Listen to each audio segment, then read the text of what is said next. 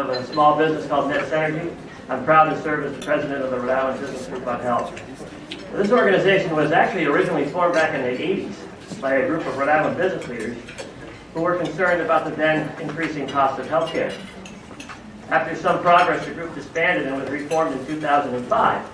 So the new iteration keeps employer members, as we say on our website, employer members informed and engaged on the issues, creating opportunities for employers' voices to be heard, alongside political leaders, insurers, healthcare providers, and brokers, through events such as this today, through education, collaboration, and advocacy. Now, we believe that when stakeholders discuss healthcare issues, it's critical that the voice of business is heard. We believe business can provide a key outside perspective.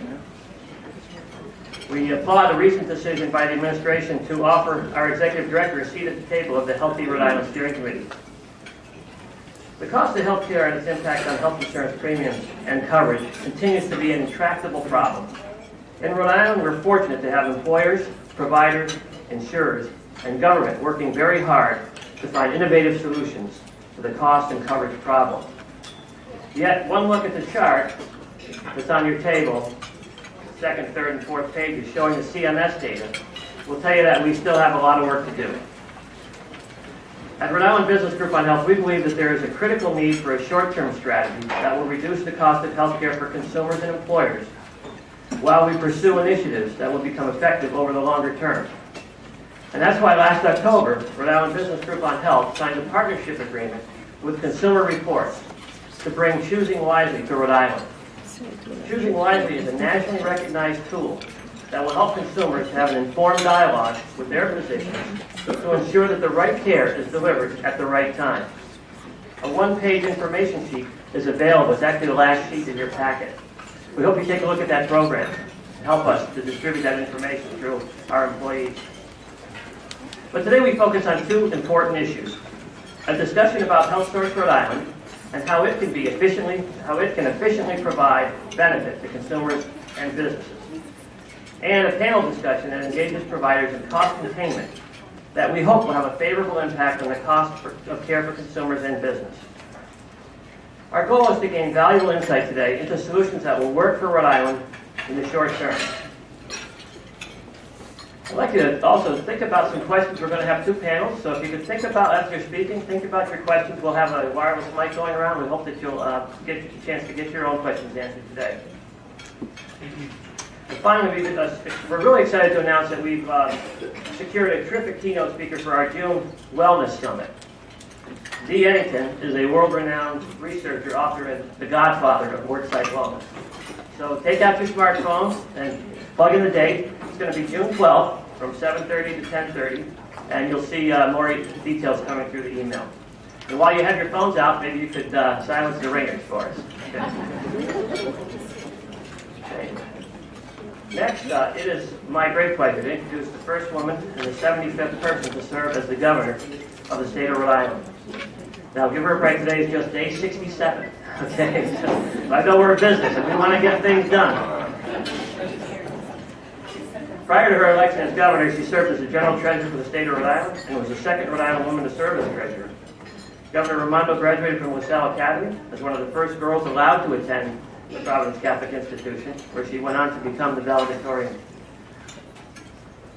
Governor Raimondo graduated with a BA magna cum laude in economics from Harvard University in '93. She attended Oxford University as a Rhodes Scholar, where she received a PhD in sociology. Governor Raimondo received her JD from Yale Law School in 1998. And we are all very aware of her proactive efforts with regard to pension reform on behalf of all of us here in Rhode Island. It's my pleasure to introduce our governor, Gina Raimondo.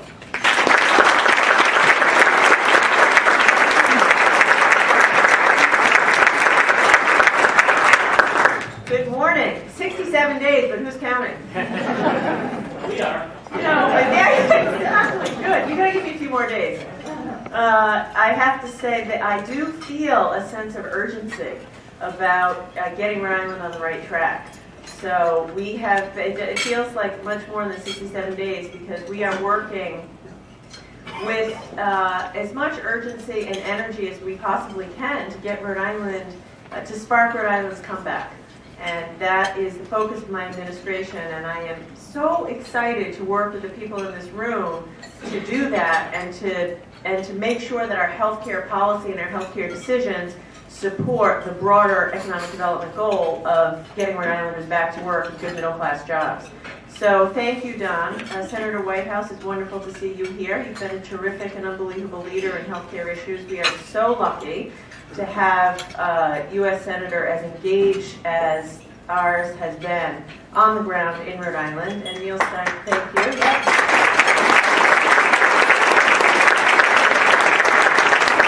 I don't know if I see Neil Steinberg, I don't know where he is, but thank you, Neil, and the Rhode Island Foundation for being a great partner. As many of you know, Neil and the Senator have teamed up in an effort to talk about how we can reform the healthcare system to make sure that we keep costs down and also improve quality and affordability.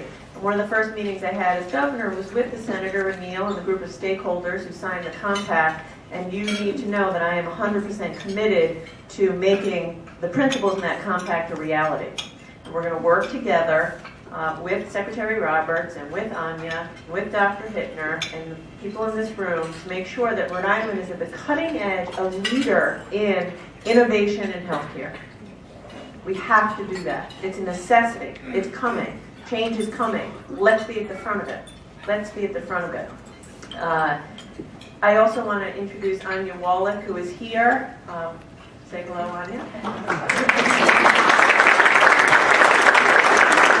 I have to say I'm so grateful to have these talented leaders on my healthcare team, although they have inherited no small amount of challenges. Poor Anya came onto the job, and I said, okay, Anya, you have to keep this. I want to keep the exchange locally run in Rhode Island, but we have to do it on a much skinnier budget. And God bless her, she's doing it. Her 67 days have been filled with 7-day-a-week work. She's already made substantial reductions in the budget, and we want to make sure that we keep the health exchange in Rhode Island in a way that is affordable for individuals and employers. It is our goal to keep the health exchange run here, but in a way that is less expensive than if we were to give it back to the federal government. Because if we do that, it's the right thing to do for our individuals and our small employers. It's the right thing to do for Rhode Island, because then the health exchange can be, first of all, put people to work here, but also over time, it'll be a more effective tool at bringing about healthcare innovation and bringing down the overall cost. So that's what we're committed to. And I know that some people are saying, oh, well, it's an extra tax. Everyone in this room knows the Affordable Care Act is a fact. We have a health exchange. If we give it to the federal government, it's going to cost something. If we keep it here, it's going to cost something. So our theory is keep it here and run it in a way that's less expensive for businesses and individuals, such that the tax is lower for businesses and individuals if we keep it here versus giving it to the federal government, and do it better. And that is Anya's goal, and I have every confidence that she and Secretary Roberts will deliver that. I also have to thank Secretary Roberts for her amazing work around our effort to reinvent Medicaid. Now, I'd like to say this is hard, okay? There's no doubt about it, this is hard. But frankly, there's no easy choices in my life right now. When you inherit a $200 million deficit, one of the biggest in the nation, and one of the weakest economies in the nation, there is no easy choices. Having said that, I am optimistic, because if we make the right choices with respect to healthcare and our economy, if we commit ourselves to making Rhode Island a place that's easy to do business, where we train, we make sure that our workforce is trained in the skills that our employers need, and when we're innovative in every regard, then we will spark a comeback so that the people of Rhode Island can have the jobs that they deserve. And so Medicaid is a piece of that. Right now, we have the second highest enrollee cost in the nation, 60% higher than the national average. And on top of that, I am confident, it's true that we're spending too much, and I'm confident we can reduce that number and improve the care that we're providing people. A lot of people would rather stay in their home with the right support instead of going to a nursing home. We need to make sure that we have a system that incentivizes high quality, affordable care. The days of fee-for-service are quickly coming to an end, and they should. We need to move to a place where we pay for value, not volume. Because if we do that, we're going to bring down cost and increase quality and improve accessibility. That's what this Medicaid working group is designed to do. We have had Medicaid cuts in the past. And, with or without Governor Raimondo or Secretary Roberts, there are going to be Medicaid cuts in this budget. It's a budgetary reality. What we're trying to do is to make sure that they're thoughtful with all the stakeholders at the table, and that we don't just cut, and we're certainly not looking to change eligibility, but that we redesign the way we pay for services so that over time we fundamentally bring down costs and improve quality. A few other states have done this, and I'd like to do it here in Rhode Island. So I'm asking you for your support of the work that Secretary Roberts is leading. And finally, I just want to let you know that I see healthcare as a core component in our overall economic development strategy. Number one, it's a big piece of our economy. So we need to make sure that we have workforce training programs so that people have the skills they need to be successful in the healthcare economy. We also have to get ourselves in the flow of innovation in healthcare. I happen to think we have a great opportunity to attract medical device companies to Rhode Island. What medical device company wouldn't want to be in Rhode Island? Right next door to Rhode Island School of Design. Medical device companies rely on design. Right next door to Rhode Island Hospital and Care New England, and down the road from Mass General and near Brown Medical School. So we've got to get ourselves, if we're smart about this and have a strategy to put ourselves in the flow of advanced industries and healthcare, we can use our great healthcare resources to be a key piece of our economic development strategy. And that's what I'd like to do, and I'd like to invite you into that discussion. So I'm excited. There is 67 days true. There's an unending stream of work to do, but we're going to do it because we have to do it. Because right now our families are struggling. Our families are struggling. It isn't right that we live right next door to Massachusetts and their economy is thriving and ours isn't. And we have all the resources and all the people and strategic location on the Northeast. We have everything we need to be great and have a thriving economy. So let's get to work and get that done. And you have my full support for your efforts to make Rhode Island a place of real innovation in healthcare. And I look forward to working with you to make sure that when people think of Rhode Island all around the country, they say, yeah, that's a place where all that great stuff is happening. And much of this is already happening. Much of what I've said is already happening. So let's get together and take it to the next level. Thank you.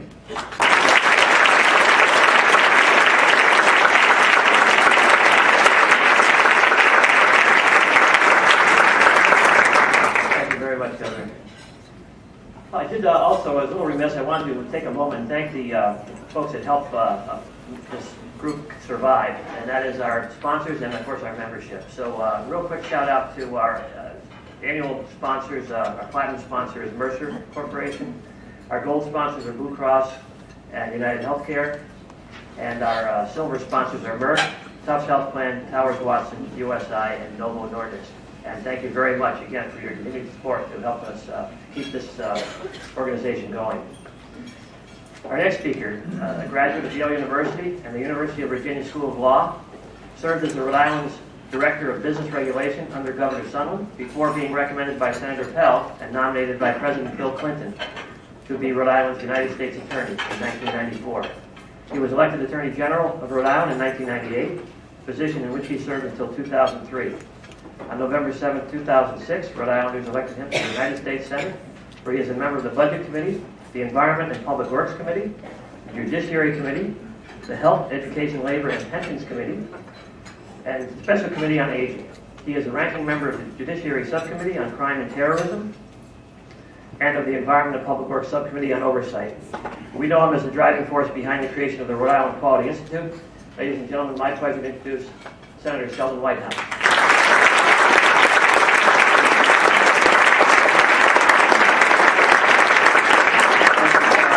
Thank you to the business group on health and Al for all your terrific work. It is a delight to be able to follow Governor Raimondo to the microphone this morning. I am truly excited about the Raimondo, Roberts, Hittner-Wallack healthcare team. I have great confidence in them. I also want to recognize my colleagues from the state, Josh Miller and Joe McNamara, who are here. I appreciate very much that they've taken the trouble to be here.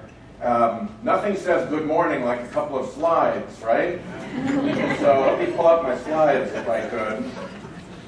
And somebody on that? Hoping somebody's on that. Anyway, while we get ready to, they're at the table? Okay. Well, pull them up in front of you. The first red curve, if you're looking at it, is basically the story of my lifetime in healthcare. In the course of my lifetime in healthcare, what the United States spends on healthcare has grown 100 times. It has been explosive, and as you can see, the shape of the curve is accelerating. So that's a baseline fact that we have to live with. If you'll turn it over and look at the XY graph with all the dots on it, those are the OECD countries with whom our economy competes. Your x-axis is the life expectancy in those countries. Your y-axis is the per capita spend on healthcare in those countries. And you'll see that there's a big group up kind of in the upper middle.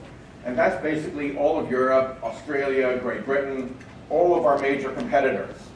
And then where the arrow is, folks, that's us. Way more expensive than every other industrialized country, and yet with life expectancy results that compare with Czechoslovakia. So the third bar graph makes that a little bit more clear. These are the most expensive per capita countries from that previous graph, and you can see how the United States of America's healthcare system leads the pack by a lot in terms of excess cost. So the important things about the letter that our healthcare leadership agreed to that we gave to Governor Raimondo are three. One, it focuses on payment reform, which I think is the key to a great deal of the innovation that is going to take place. Two, they accept the concept of spending caps, of healthcare cost caps, to be worked out with the administration, because the support and the encouragement and the things that the administration can do as the state government can affect how much we can drive that cost cap down. But clearly Massachusetts already has a GDP-related healthcare cost cap, and we could do the same, and that's accepted in this letter. The other thing that is accepted in this letter and by the participants is that there's another gear that we can find where these real big savings become possible. We should not content ourselves with the thought that keeping ourselves to just a percentage of inflation or matching CPI should be our goal. Our goal should be to bring the cost down to where we're competing with what every other industrialized country has managed to do. We have the tools to do it. We have developed some of these over many years, and in some cases we are national leaders in these areas. I see Laura Adams here. Current Care, the electronic health record network, health information exchange we have is best in show around the country. The Chronic Care Sustainability Initiative that we did was the first time anywhere in the country that every single payer, including Medicaid and Medicare, got together to harmonize the way they pay for things, which is an important foundation for payment reform. The hospitals in this room led the intensive care unit quality reforms, which crashed the level of infections in our intensive care units, essentially to statistically zero, which saved a lot of lives, most importantly, but it also saved a good deal of money. The ACOs are rolling out all over the place, within our providers and in the contracts between our providers and our insurers. HealthSource Rhode Island was a very successful launch, and it remains a potentially very valuable tool to help direct the healthcare spend and drive towards savings and assist consumers in making the decisions they need to be a part of the solution.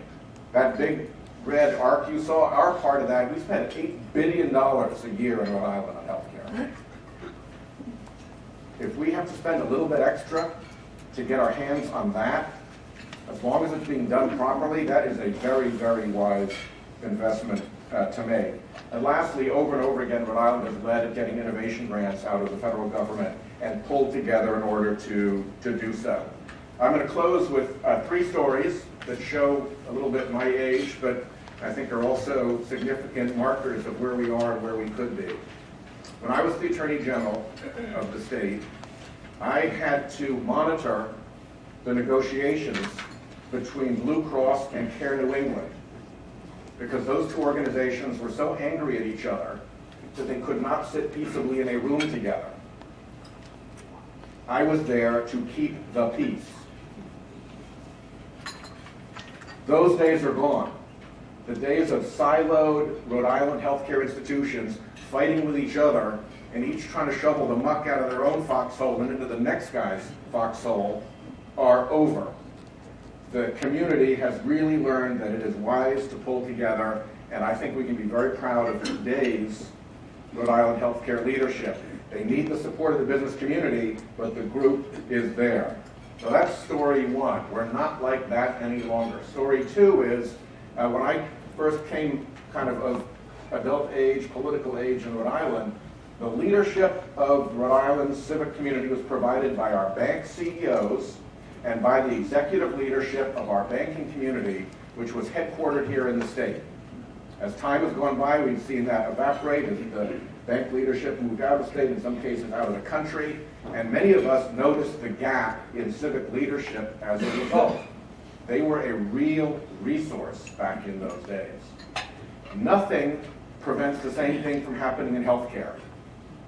Nothing prevents very good companies who are trying very hard to beat us to that cost savings secret sauce in Massachusetts or in Connecticut to start coming in and being able to outcompete our hospitals and our insurers, because we haven't gotten there yet. And when you look at the types of margins of savings that are possible, they'll clear the field. We could easily be just like that in healthcare, with our CEOs and our healthcare leadership out of state. And I don't think that would be a good thing for the state of Rhode Island. There is not just the goal of lower cost, but there's the spur of what happens if we don't lead, driving us forward. The last thing I'll mention is that under Governor Sunland, I see Gary Sasse over here, who worked for Governor Sunland many, many years ago, we had a systems problem with what was then the worst business community problem that the state faced. It was the workers' compensation system.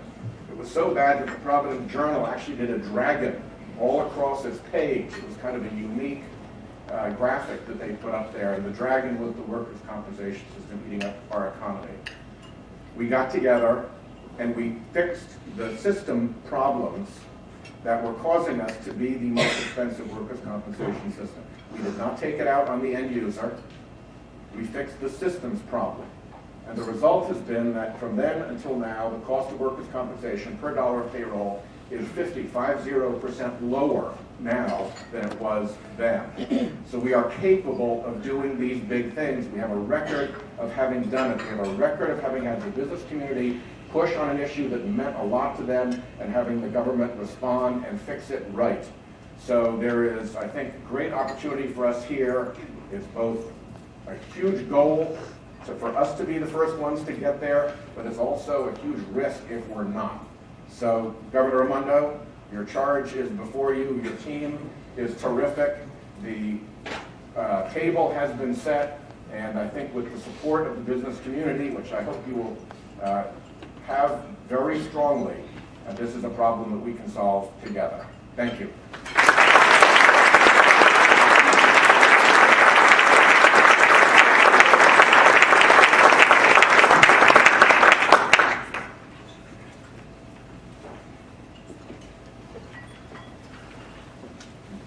Yeah, I don't know about you, but I've actually been looking forward to this meeting for comments, and Governor Raimondo. And now we have our panel. So the folks that are serving on the panel will come on up. And Sam Slade, where's Sam? Sam is going to be our moderator today, and he does a great job. Looking forward to hearing. And remember, while these panelists are giving their comments, please think of questions that you might be able to throw their way, and we hope to have the microphone around so you can ask those questions. Thank you. Sam Slade.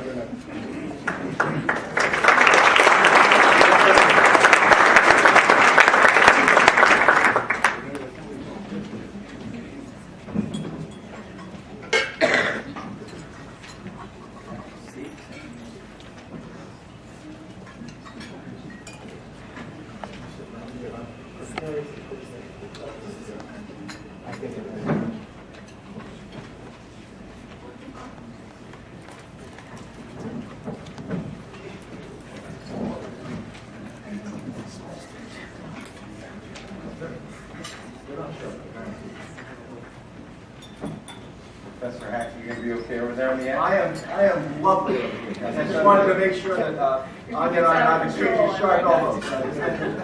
Director Wallack, I will do my best. Good morning, everybody. My name is Sam Slade, and I'll be moderating our first panel this morning. It's really exciting to see the first set of speakers today and to see the amount of attention and effort that's being focused on an area that is really essentially my life's work, and that's trying to control healthcare costs and help businesses to provide affordable healthcare to their employees. So, without further ado, I want to introduce our panelists this morning, and hopefully we'll have a lively conversation. In the middle of our panel, Director Anya Rader-Wallack was recently appointed as the Director of HealthSource Rhode Island by Governor Raimondo. Anya has lived in Rhode Island and run her own health policy consulting firm for the last 15 years. Her focus has been on state and federal health policy, including Medicaid, the effect of national health care reform on the states, and health care payments and delivery system reform. Director Wallack has spent a lot of time in Vermont, and many of you have probably heard about some of her work there, including serving as the Policy Director and Deputy Chief of Staff for Vermont Governor Howard Dean, running the Vermont Program for Quality in Healthcare, chairing Vermont's Green Mountain Healthcare Board, and chairing the Vermont State Innovation Model Governing Board. Recently served on a panel with Director Wallack, and very excited to have her here with us today. At the very end, in danger potentially of tipping off the edge of the dais, we have Professor Robert Hackey, PhD. Dr. Hackey is the Professor and Director of Health Policy and Management Program at Providence College. He holds a PhD in Political Science from Brown University. His areas of expertise include public opinion and healthcare, healthcare reform, health planning, healthcare in the mass media, and hospital reimbursement. Many of you may have seen a couple of letters to the editor in the Providence Journal that Dr. Hackey wrote and submitted, and personally for me, really added a certain amount of quantitative data to the conversation about where HealthSource Rhode Island stacks up, and I think it's going to be great to have him here today participating with us this morning. Also here today, and a return panelist, a glutton for punishment, Gary Sasse was kind enough to join us last year and is back again. He is currently serving as the founding director of the Hassenfeld Institute for Public Leadership at Bryant. In 2008, he was appointed by former Governor Donald Carcieri to serve as Director of the Department of Administration, Department of Revenue.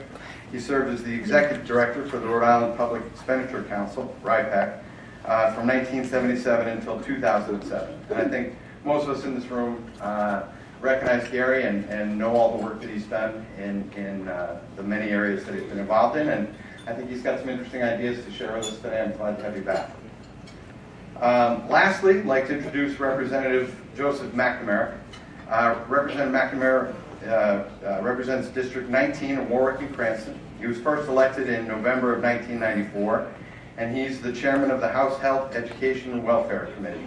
He's received numerous awards for his legislative work in the past few years from RIANA, CCRI Foundation, the Rhode Island State Nurses Association, the American Heart Association, and the American Cancer Society. I think we've got a great panel here this morning. Thank you guys all for coming. Thanks for having me. So I think I want to start. We've seen a lot of news recently with the submission of the governor's budget around the cost of HealthSource Rhode Island. and what is, I think, intended to be fairly significant changes in the cost. But maybe to just sort of level set for Wallack, can you talk to us a little bit about where the cost is now and where it needs to go in the next 2 years? Sure. So I think the governor did a great job of framing up sort of where we're at. The Affordable Care Act is a fact of life, and that comes with all the good things, all the benefits that have accrued to the state of Rhode Island in terms of expanded coverage and access to federal tax credits. It also comes with the responsibility to either join the federal exchange or have one here in Rhode Island. We've made the choice to have one here in Rhode Island. Up until now, it's been fully federally funded and will remain so for FY15, almost entirely federally funded, and FY16, almost entirely federally funded. But we are looking at having to be self-sustainable in FY17 as we ramp down on the availability of federal funds and our permission to spend those federal funds. We have to ramp up and cover our costs with state funds. And what the governor has proposed is that we spend out those federal funds and come up to a state funding level that is much lower than what we've been running at. So in the current fiscal year, we're running at about a $50 million budget. In the next fiscal year, in the budget that the governor just proposed, we would go down to about a $30 million budget, again, almost entirely federal funds. And in the following year, she has challenged me to come down to a level that is equivalent to what we would pay if we were using the federal exchange. And that's a level of about $11 million. That is a remarkable charge and charter, and you have an enormous challenge in front of you, right? Yes, it will be challenging. I don't want to pretend that's going to be easy, but I think it's sort of the reality of being a small state and trying to carry this cost as a small state, which I think makes sense, but it means that as a small state, we're going to have a very lean, efficient operation in order to keep the benefits of local control here. You know, and you and I talked a little bit a few weeks ago, and I think it's definitely doable, and I think, you know, as much as it's an enormous challenge, it's vitally important, and I think, you know, the work is significant. I do wonder, when you look at going from 50 to 10 or 11, do you have any ideas on where those kind of economies are going to come from? Well, the biggest area is we've been spending a whole lot of money on building the technology that undergirds our exchange.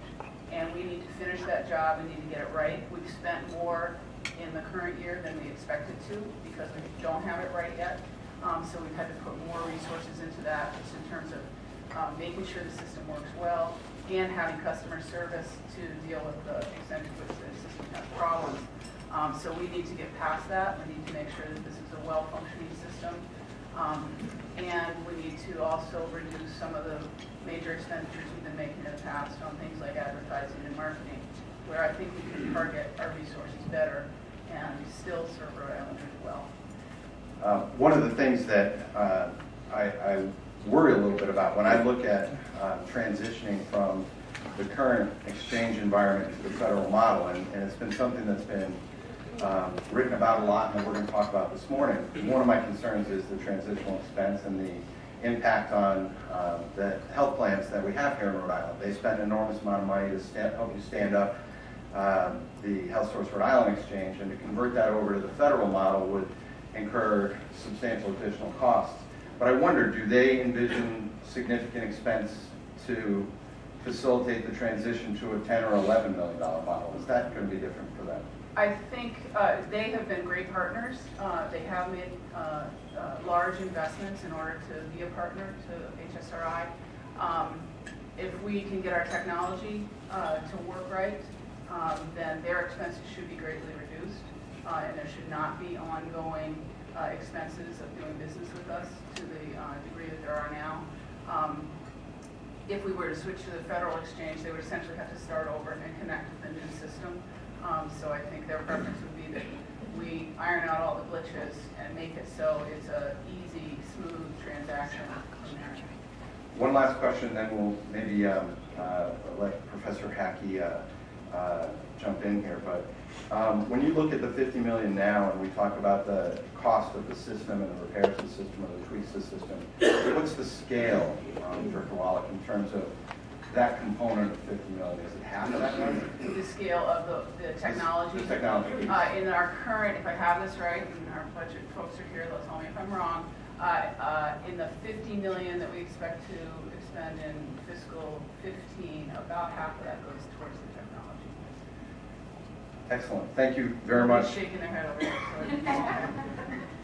So Dr. Hackey, when you look at some of the research that you've done, and you, one of your headline articles or headlines to one of your letters to the editor, I think, was "Give It Back to the Feds." And when you look at the research that you've done and the data that you've accumulated, do you want to talk a little bit about that perspective? Sure, I'd be happy to.